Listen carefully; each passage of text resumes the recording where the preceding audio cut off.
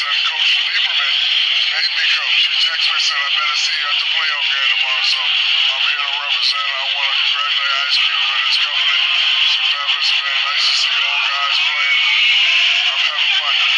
You know, you and Dwight Howard have had all kinds of words for each other over the years, but I just saw you guys exchange some very nice words. What were you telling him? We finally had a heart-to-heart. You know, the same thing I did with him, same thing I did with Kobe, D-Wade, Penny Hardaway. This is how I motivate young players to become great. I treat them like I don't like them, and I try to get them upset because I know guys like Dwight and Penny and Kobe, especially, and D-Wade, when you upset them, they play at a higher level. But we hashed it out. You know, he thought it was, you know, he thought I genuinely disliked him. I told him, no, that's not the case. As a leader, sometimes you have to find different ways to motivate youngsters. And that's all I did. So he'll be at the Hall of Fame in a couple weeks.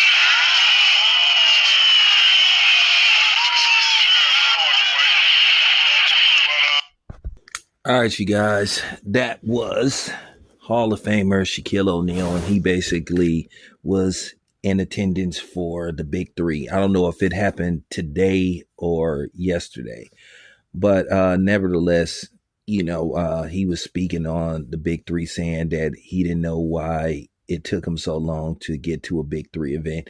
You know, I've covered the Big Three a few times. I wasn't able to get in this year, but you know, it is what it is. I don't, you know, it is what it is. I don't be worried about that kind of stuff. You know, I've been there. I got to cover it before. It was a great experience. But, you know, he was basically talking about his issues with Dwight Howard, and he was just trying to make it look as he was just trying to motivate him and all this stuff by saying the stuff that he said about him. Look, Shaq is full of shit. And I know you have Shaquille O'Neal apologists that's gonna come out. So well, that's where he was coming from.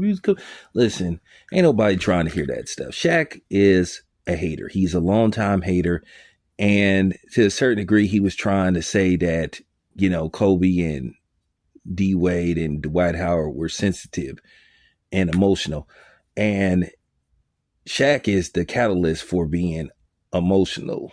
I mean, used to get mad about everything. I mean, Shaq used to lose it a lot of times on the setup inside the NBA, where he literally threatened to fight Charles Barkley. So Shaq is full of shit. You know, he just is a hater. And that's all it come down as. It doesn't matter about his success. This man was sitting up speaking on